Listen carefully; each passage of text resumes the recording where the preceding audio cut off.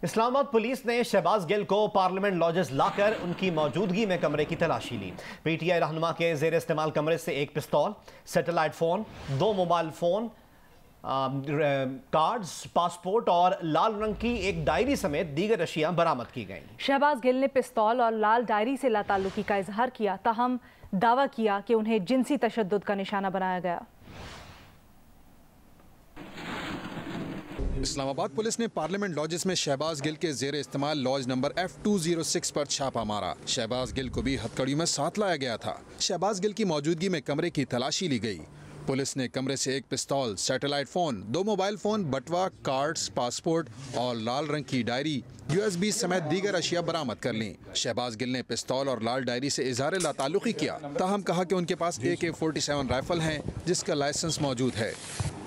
मेरी जो है वो राइफल्स हैं, AK-47 उनके लाइसेंस हैं, वो उधर पड़े हुए हैं। पिस्टल, अब मेरे यहाँ सर्वेंट रहते हैं, इस कमरे में वो रहते थे, दोनों गनमैन थे, उनके पास पिस्टल है, उनके लाइसेंस हो सकता है उनका हो सकता है जब हम पकड़े गए उसके बाद यहाँ रखा गया हो, मुझे नहीं पता इस बात। बाद में किसी और के पास चाबी हो सकती है? बिल्कुल, ये जब हम आए तो सब कुछ चेंज था यहाँ पर। जब मैं उस कमरे में गया हूँ जिसमें मैं सोता था तो सारी चीज़ें चेंज थी। फॉर एग्जांपल, जहाँ मेरा पासपोर्ट पड़ा हुआ था वहाँ पासपोर्ट नहीं था, वो किसी और बॉक्स में था, तो चीज़ें चेंज थी। तो इसका मतलब यहाँ कोई आया है। SSP ने शहबाज गिल से सवाल किया, ये लाल डायरी आपकी है? जिस पर शहबाज गिल ने जवाब दिया कि ये उनकी नहीं है। शहबाज गिल से कमरे में रहने वाले दीगर अफराद के बारे में पूछा गया तो उन्होंने बताया कि कमरे में इजहार और जाबिर रहते हैं। एक सवाल पर शहबाज गिल ने दावा किया कि उन्हें जिनसी हमले का निशाना बनाया गया। इमरान खान साहब ने कहा था कि आप पे जिनसी असॉल्ट हुआ है, वो इज दैट ट्रू? जी, it's true. Police Shahbaz Gill को लेकर पंजाब हाउस भी पहुंची। शहबाज गिल के जेर इस्तेमाल कमरे की तलाशी ली गई, ताहम कुछ न मिला। पुलिस जराये ने बताया कि हो सकता है कि कमरे में शहबाज गिल के जेर इस्तेमाल सामान पहले ही पार्लियामेंट लॉजेस मुंतकिल किया गया हो। जराये का कहना है कि शहबाज गिल के जेर इस्तेमाल लॉज सेनेटर अब्दुल कादिर के नाम अलॉट है। इस्लामाबाद हाई कोर्ट ने चेयरमैन पाकिस्तान तहरीक इंसाफ इमरान खान की जानिब से एडिशनल सेशन जज को धमकियों का नोटिस ले लिया। इमरान खान के खिलाफ तौहीन अदालत की कार्रवाई के लिए लाजो बेंच तश्कील दे दिया गया। समाअत आज की जाएगी।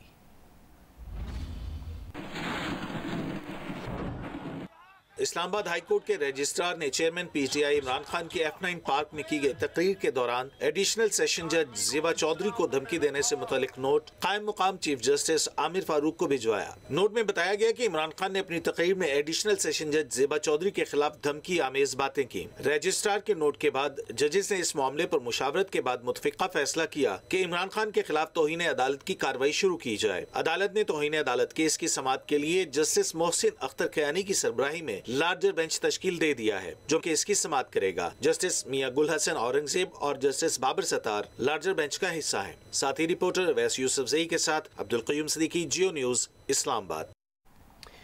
तहरीक इंसाफ के रहनुमा फवाद चौधरी का कहना है कि खुद नोटिस इस्लामाबाद हाई कोर्ट का इख्तियार नहीं, जब नोटिस आएगा तो वकला देख लेंगे। फवाद चौधरी ने बताया कि शहबाज गिल ने आई और DIG के खिलाफ पर्चे के लिए दरख्वास्त दे दी है और जज साहिबा के खिलाफ दरख्वास्त आज जमा करवा दी जाएगी।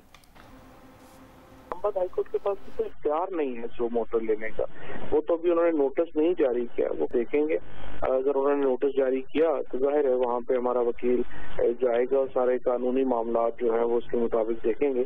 उसमें कोई इतनी बड़ी बात नहीं है। इस्लामाबाद हाई कोर्ट जज आपस में मशवरा करके ये तो नहीं कह सकते कि अगर किसी ने कह दिया है कि मैजिस्ट्रेट के ऊपर जो है मैं लीगल कार्रवाई करूंगा तो ये तौहीन होगी। कानूनी कार्रवाई करना हमारा हक है। IG और DIG के खिलाफ शहबाज गिल ने पर्चे की दरख्वास्त दे दी है और इसी तरह से जो जज साहिबा है उनके खिलाफ दरख्वास्त दायर होगी और ये हमारा कानूनी हक है, इसमें आप हमें नहीं रोक सकते। साबिक सदर आसिफ अली जरदारी कहते हैं कि मुल्क में एक शख्स का इक़्तिदार का नशा दिन ब दिन उसे पागल कर रहा है। ये शख्स हर रोज़ हमारी फ़ौज पर तनकीद कर रहा है। फ़ौज के अफसरान और सिपाही दहशत गर्दों से जंग लड़ रहे हैं। आसिफ जरदारी ने कहा कि फ़ौजी अफसरान और सिपाही अपनी जान का नजराना पेश कर रहे हैं।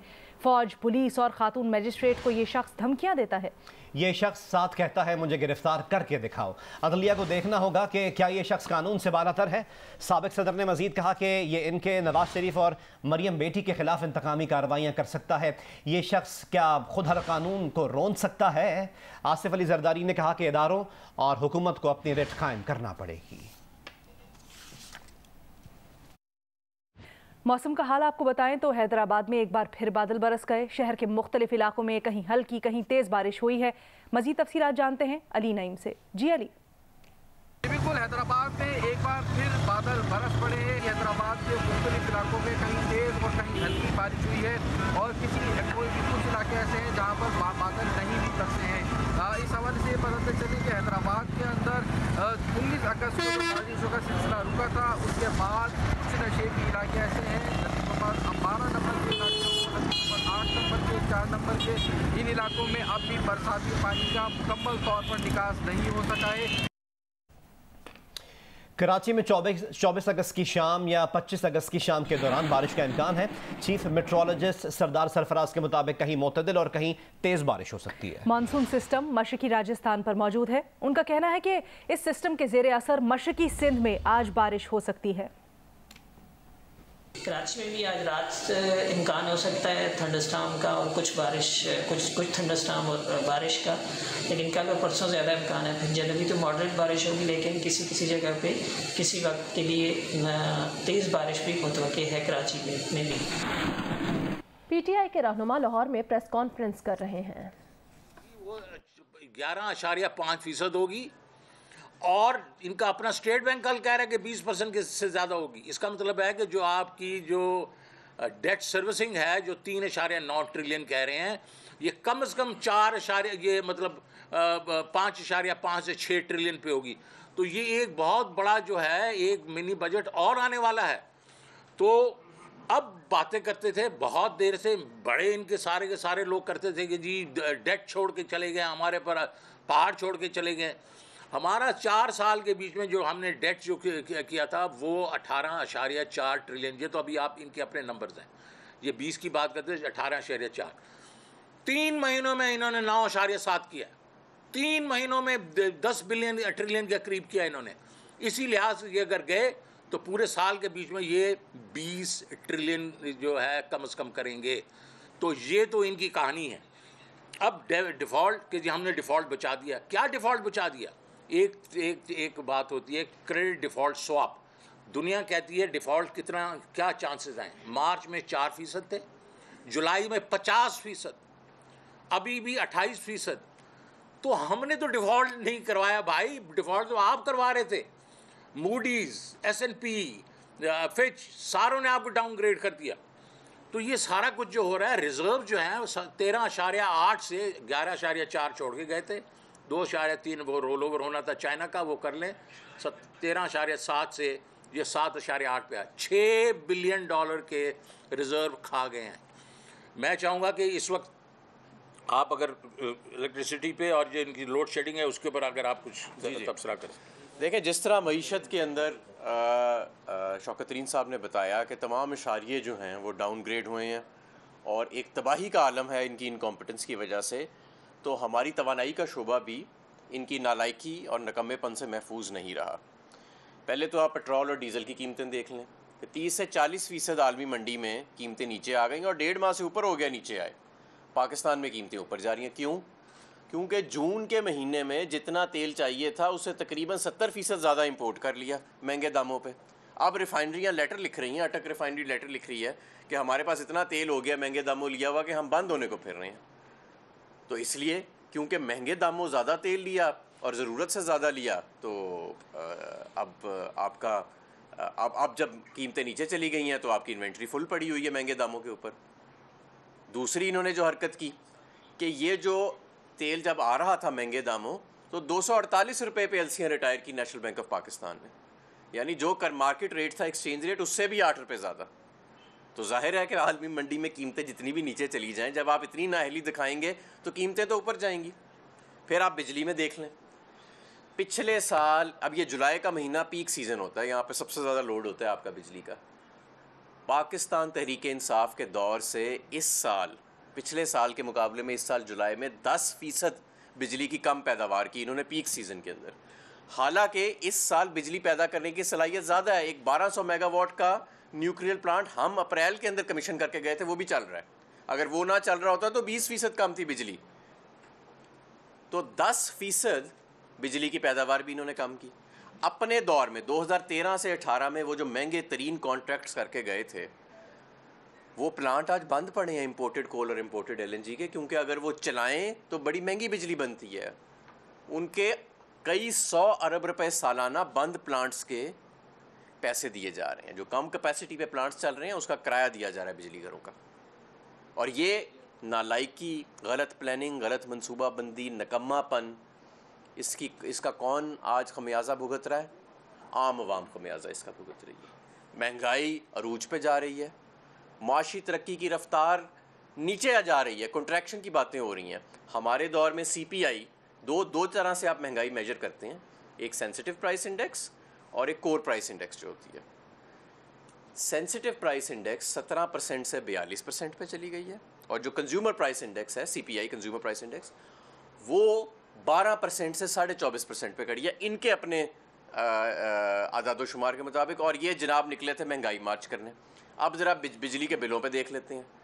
अगले महीने जो बिल आना है उस पर 10 रुपये फ्यूल कॉस्ट एडजस्टमेंट लग के आनी है आप सबको, 1 यूनिट के पीछे इजाफी। और ये कहते थे हम 12 रुपये का, मिफ्ता साहब कहते थे हम 12 रुपये का यूनिट करेंगे, बिजली के सारे मसले हल हो जाएंगे।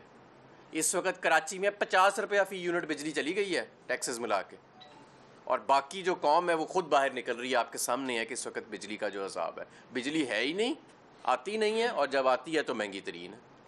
मेरा ख्याल है इससे बड़ी नाकामी कोई नहीं हो सकती माशी फ्रंट के ऊपर। जहाँ पे हम सियासत में बात कर रहे हैं शहरी हकूक़ के ज़ब्त होने की और इंसानी हकूक़ के और आज़ादी राय की, हमें ये नहीं भूलना चाहिए किसी भी वक्त के जो इस मुल्क का माशी कत्ल किया गया है पिछले 4 माह के अंदर, उसका भी इन्होंने हिसाब देना। मैं जमशेद इकबाल चीमा साहब से गुजारिश करूँगा कि वो ज़रा ज़राअत के ऊपर बात करें। बिस्मिल्लाहिर्रहमानिर्रहीम। इस वक्त सबसे बड़ा इशू जो हमें शहरों में तो हमें अंदाज़ा नहीं उस तरह, लेकिन ज़राअत के साथ सैलाब का हुआ है। सैलाब इस वक्त सिंध में हमारी काटन जो है बड़ी अच्छी फसल होती है। सिंध में तकरीबन 90% काटन ख़राब हो गई है। सिंध में 90% काटन तबाह हो गई है। वजह उसकी ये बनी कि 1987 में हमें वर्ल्ड बैंक ने एक कर्ज़ा दिया, तो लेफ़्ट बैंक ड्रेन हमने बनाई जो खैरपुर से शुरू होती है और समुद्र में पानी सारे सिंध का लेके जाती है। उस ड्रेन को माशाल्लाह हमने आबाद कर लिया, उसमें ज़मीनों पे कब्ज़े कर लिए। को 2 एकड़ चौड़ी ड्रेन है, काफ़ी गहरी है, वो ज़मीनों पे कब्ज़े कर लिए, लिहाजा उसको बंद कर दिया गया, आबाद कर दी गई। सिंध का जब भी बारिश आती है, पिछली इस बार 4 तकरीबन जब से पीपल्स पार्टी गवर्नमेंट आई है 4 बार ऐसा हो चुका है कि सिंध में लेफ़्ट बैंक ड्रेन बार बार बंद होने की वजह से, उसकी खटाई ना होने की वजह से, जिस तरह अर्बन फ्लड आता है कराची में कि नाले साफ़ नहीं होते, ये मेन नाला था जो पूरे सिंध को जो बचाता था, समुंदर तक पानी लेके जाता था, बदीन तक, वो जब बंद हुआ है तो सारे का सारा सिंध में इस वक्त तकरीबन यू कैन से 4 लाख एकड़ की राइस और 13 लाख एकड़ काटन ये तबाह हो गई है। और तकरीबन इस वक्त तकरीबन 15 लाख लोग बेघर हुए वहाँ पे। इस वक्त 4-4 फुट 3-3 फुट पानी आम सिंध में खड़ा है। कहने का मतलब ये है कि अगर इस साल की हम बात करें, दालों की बात हो रही थी, दालें काश्त नहीं हो सकी, वजह ज़मीनें दोबारा पानी निकल नहीं रहा, दालें काश्त नहीं। इस साल दालें पाकिस्तान में फर्दर महंगी होने का इम्कान है। ये जो टमाटर की बात हो रही है या इसकी प्याज की बात हो रही है, वो भी ये कि आजकल तकरीबन ये अगस्त में काश्त होती थी, आजकल प्याज आ जाता था, वो काश्त नहीं हुई, आगे जाकर फर्दर इसका डेफिसिट आ जाएगा। जितनी भी रबी की आगे क्रॉप्स थी वो काश्त नहीं हो पा रही, और खरीफ थी वो खरीफ सारी तबाह हो गई।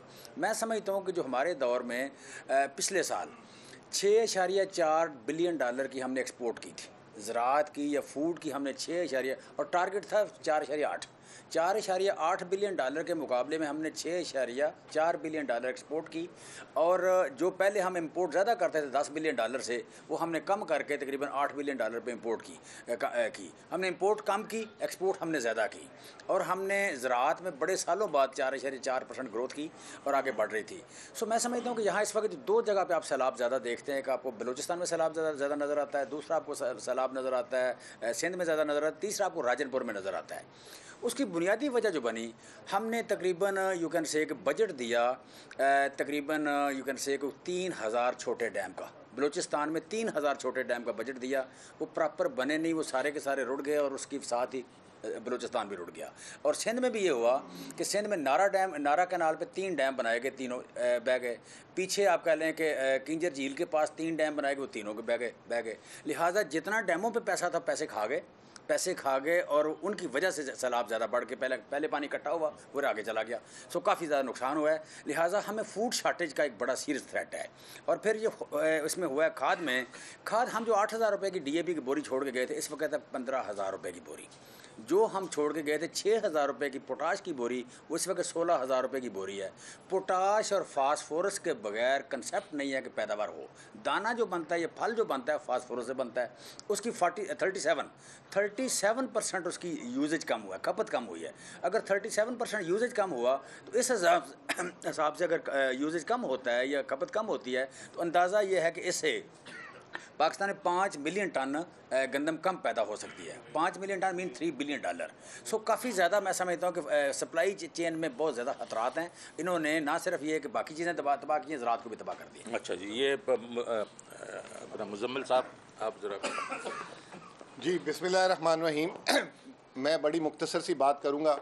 जो शौकत साहब ने, हमाद अज़हर साहब ने और जमशेद साहब ने बात की, पाकिस्तान इस वक्त जो है जिसे कहते हैं इकनॉमिक कर्फ्यू या इकनॉमिक लॉकडाउन की सिचुएशन में आ चुका हुआ है। मईशत पूरी बंद हो चुकी हुई है। उसकी मिसाल मैं आपको देता हूँ कि जो गाड़ियों की सेल है जुलाई में वो 52% से गिरी। सीमेंट की सेल जिसमें मतलब एक मजदूर PTI रहनुमा लाहौर में प्रेस कॉन्फ्रेंस कर रहे हैं।